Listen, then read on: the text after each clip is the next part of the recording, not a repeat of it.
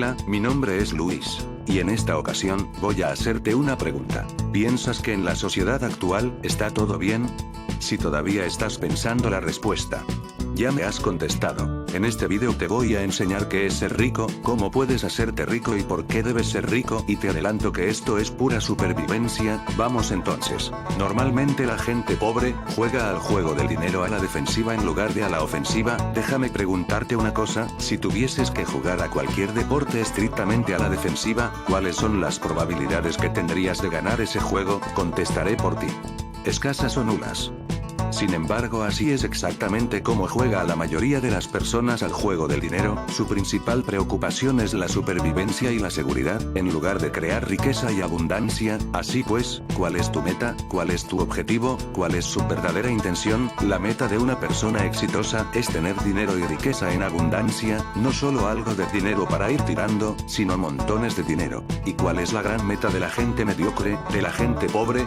Tener lo suficiente para pagar las facturas, y este pensamiento jugar a la defensiva te limita, porque cuando tu intención es tener lo suficiente para pagar las cuentas, eso es exactamente lo que tendrás, justo lo suficiente para pagar las facturas pendientes y ni un céntimo más. Tanto deseas, tanto tienes. Es posible que estés escuchando esto y digas, pero yo tengo un buen trabajo o aspiro a tener un buen trabajo, a mí no me hace falta ir buscando la riqueza porque yo vivo de manera cómoda. De acuerdo, quiero que sepas una cosa. Invertir y generar riqueza no es una frivolidad, es pura supervivencia. Verás, en la era industrial las empresas o el gobierno eran los que se encargaban de tus necesidades financieras cuando terminaban tus días de trabajador, o sea, cuando te jubilas. Ese plan antiguo, ese plan de la era industrial estaba bien para aquellos tiempos, pero actualmente las cosas han cambiado, te lo voy a explicar.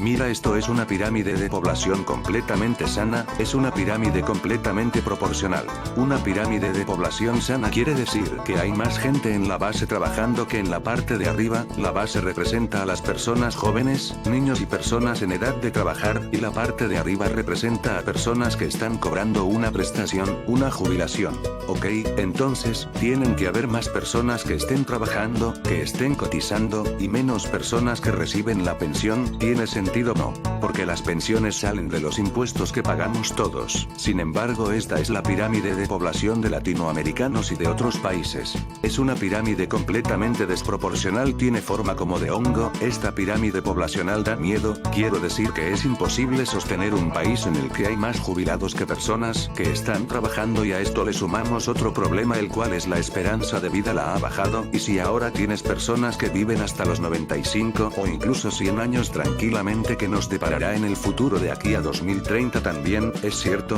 que están empezando a tomar medidas para retrasar la edad de jubilación.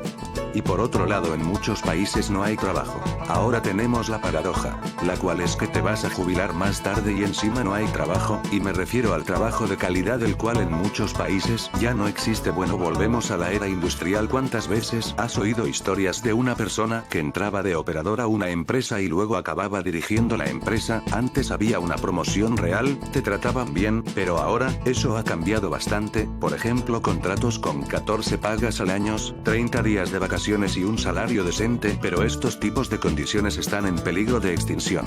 Debemos competir ahora y el día de mañana mucho más con los outsourcing, con las máquinas, con los robots. El outsourcing es llevar un puesto de trabajo a un país en el que la moneda está más devaluada, por tanto el trabajador te cuesta más barato, y ya no estamos hablando de fábricas como en China, no estamos hablando de trabajos administrativos. Muchas empresas en Estados Unidos están optando por administrativos que viven en otros países. Con el salario de un trabajador estadounidense pagas a 5 o a 10 trabajadores de la India. A esto hay que añadir las máquinas, las cuales el día de mañana van a quitar un montón de puestos de trabajo. Expertos se atreven a decir que más o menos la mitad de los puestos de trabajo quedarán totalmente suprimidos. ¿Te has fijado que cada vez hay menos oficinas de banco en el futuro? El cuidado de personas mayores, las labores domésticas, la preparación de comidas y otros trabajos los realizarán las máquinas. Por tanto, el futuro se dibuja en que nos van a subir a todos de una manera brutal los impuestos, va a haber menos trabajo y encima te vas a tener que jubilar mucho más tarde. Pero ahí no acaba todo. Para terminar, cuando te jubiles vas a ser pobre. Y ese es el camino del trabajador de hoy en día. Así que tú eliges, si actualmente estás trabajando y piensas que tienes el futuro asegurado, pues igual te llevas una sorpresa, porque tu puesto de trabajo el día de mañana lo puede hacer una máquina o lo puedo hacer otra persona en cualquier parte del mundo mucho más económico. Cuando te llegue la edad de jubilación no tendrás dinero, otra razón para cambiar tu forma de pensar, tienes aceptar riesgos. Pensar solamente en ahorrar no vale, o sea yo solamente ahorro porque invertir es mucho riesgo, pues señores eso lo tienes que cambiar. Y grábate esto en tu mente, tu mayor riesgo es no correr ningún riesgo, así que, si pensabas que ser rico era por pura frivolidad, por tener el mejor coche, las mejores joyas, estás muy equivocado, ser rico es por pura supervivencia, y recuerda que si queréis llegar a la luna como mínimo, tienes que apuntar a las estrellas. Bueno, ahora la pregunta del millón, ¿qué es ser rico? Parece una pregunta fácil, pero en realidad nadie se pone de acuerdo. Es importante que te preguntes, ¿qué es ser rico? Para que tengas en tu cabeza todas las metas que tienes que cumplir. Para algunas personas, ser rico es tener un yate, una mansión, un auto. Bueno, esa es tu visión de la riqueza. Pero yo te hago una pregunta, ¿tener estas cosas te garantiza ser rico? ¿Tú posees cosas o las te poseen a ti? Es una pregunta que se tiene que hacer. ¿Poseer este tipo de lujos? Son estereotipos que nos han metido todos en la cabeza, pero ser rico no tiene por qué ir ligado a este tipo de vida. Entonces, si no depende del dinero ni depende de los lujos, ¿qué es ser rico? Bueno, pues, para mí, la riqueza es la libertad de no tener que trabajar, me refiero a trabajar en el sentido estricto.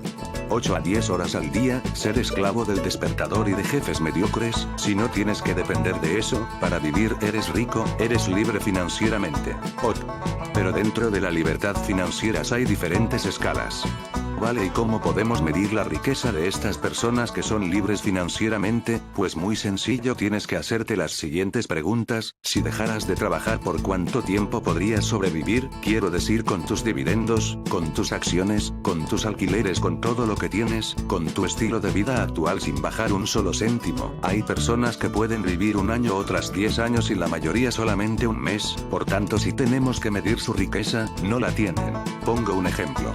Yo creo que todos conocemos a personas que tienen un sueldo estupendo, que tienen un deportivo, que tienen una casa, que tienen 2 coches y todo lo que tú quieras, de acuerdo. Sin embargo, existen otro tipo de personas que tienen un perfil más bajo, que tienen un coche más modesto, una casa más modesta, pero que viven genial.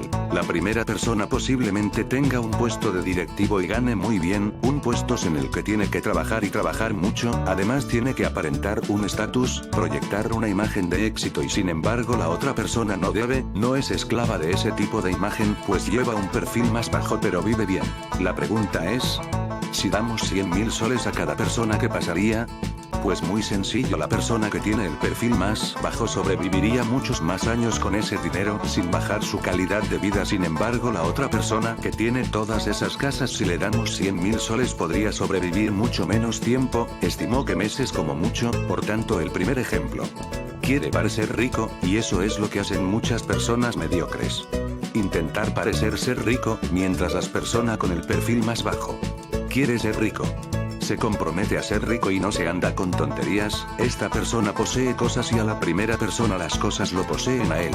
Ahora sí van a aprender cómo ser ricos, pero ricos de verdad. Bien, y la clave, la verdadera clave para ser rico, viene a continuación. Me refiero a los activos financieros y los pasivos financieros. Primero, debes saber que los activos financieros ponen dinero en nuestros bolsillos y los pasivos financieros nos quitan dinero. Es importante distinguirlos. Por ejemplo, hay personas que tienen casa, una propiedad, y piensan que es un activo cuando en realidad es un pasivo, porque una casa genera gastos de luz, de mantenimiento, de seguro, entre otros. Por tanto, esa casa está quitándote dinero del bolsillo. Otros pasivos financieros serían los préstamos de las tarjetas de crédito. Eso te genera un recibo mensual, una cuota mensual que tienes que pagar. Los activos financieros son, por ejemplo, tener una propiedad y darla en alquiler. Tener una casa genera gastos mensuales, pero si lo alquilamos nos generará ingresos mes a mes. También tener los derechos de autor, derechos de imagen, entre otros activos, que mes a mes inyecten dinero a tu bolsillo. Las personas pobres compran pasivos, coches, casas, contraen deudas con tarjetas de crédito, etc.